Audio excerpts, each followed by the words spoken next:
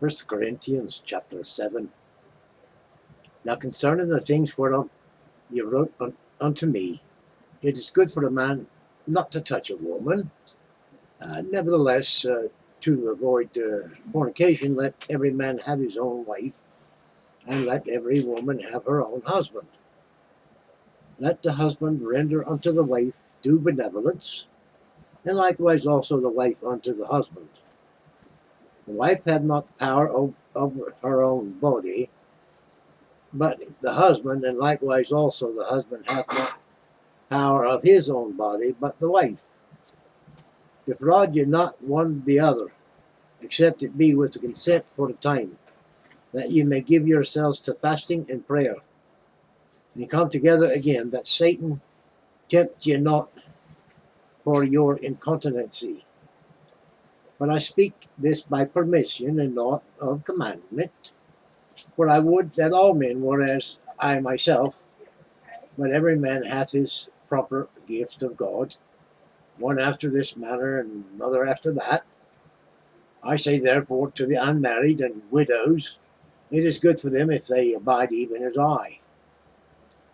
But if they cannot contain, let them marry, for it is better to marry than to burn. And unto the married I command ye, not I, but the Lord, let not the wife depart from her husband, and if she depart, let her remain unmarried, or be reconciled to her husband, and let not the husband put away his wife. But to the rest speak I, not the Lord. If any brother hath a wife that believeth not, and she be pleased to dwell with him, let him not put her away. And the woman which hath an husband that believeth not, and if he be pleased to dwell with her, let her not leave him. For the unbelieving husband is sanctified by the wife, and the unbelieving wife is sanctified by the husband, else were your children unclean, but now are they holy. But if the unbelieving depart, let him depart. A brother or sister is not under bondage in such cases, but God hath called us to peace. For what knowest thou, O wife, whether thou shalt save thy husband, or how knowest thou, O man, whether thou shalt save thy wife? As God hath distributed to every man, as the Lord hath called every one, so let him talk. And so ordain I in all churches. As any man called being uncircumcised, let him not become uncircumcised. Is any man called being circumcised? Let him not become uncircumcised. Is any called in uncircumcision? Let him not be circumcised. Circumcision is nothing, and uncircumcision is nothing, but the keeping of the commandments of God. Let every man abide in the same calling wherein he was called. Art thou called being a servant? Care not for it, but if thou mayest be made free, use it rather. For he that is called in the Lord, being a servant, is the Lord's free man. Likewise also, he that is called being free is Christ's servant. You are bought with a price, but not ye the servants of men. Brethren, let every man wherein he is called, therein abide with God. Now concerning virgins, I have no commandment of the Lord, yet I give my judgment as one that hath obtained mercy of the Lord to be faithful. I suppose therefore that this is good for the present distress. I say that it is good for a man to so to be. Art thou bound unto a wife? Seek not to be loosed. Art thou loosed from a wife? Seek not a wife. But if thou marry, thou hast not sinned, and if And if a virgin marry, she has not sinned. Nevertheless, such shall have trouble in the flesh, but I spare you. But this I say, brethren, the time is short.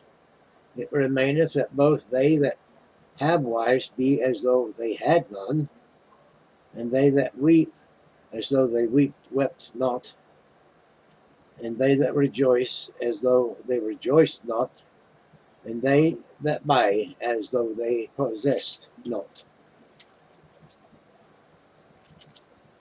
and they that use this world as not abusing it, for the fashion of this world passeth away. But I would have you without carefulness. He that is unmarried careth for the things that belong to the Lord, how he may praise the Lord. But he that is married careth for the things that are of the world, how he may please his wife. There is a difference also between a wife and a virgin. The unmarried woman careth for the things of the Lord, that she may be holy both in body and in spirit. But she that is married careth for the things of the world, how she may please her husband. And this I speak for your own profit. Not that I cast a snare upon you, but for that which is comely, and that ye may attend upon the Lord without distraction. But if any man think that he behaveth himself uncomely toward his virgin, is she past the flower of her age, and needs so require, let him do what he will, he sinneth not, let them marry. Nevertheless, he that standeth steadfast in his heart, having no necessity, but hath power over his own will, and hath so decreed in his heart that he will keep his virgin, doeth well. So then he that giveth her in marriage doeth well, but he that giveth her not in marriage doeth better. The wife is bound by the law as long as her husband liveth. But if her husband be dead, she is at liberty to be married to whom she will, only in the Lord. But she is happier if she so abide after my judgment, and I think also that I have the Spirit of God.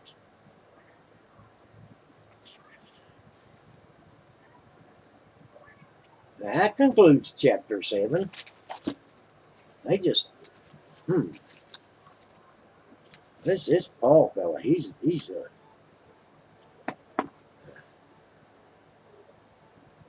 celibate, I think is the word that I was looking for.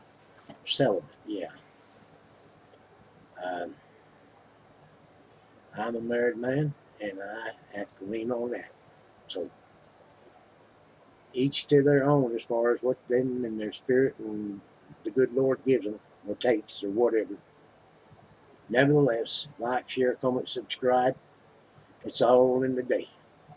Nevertheless, be thou made whole. Ta.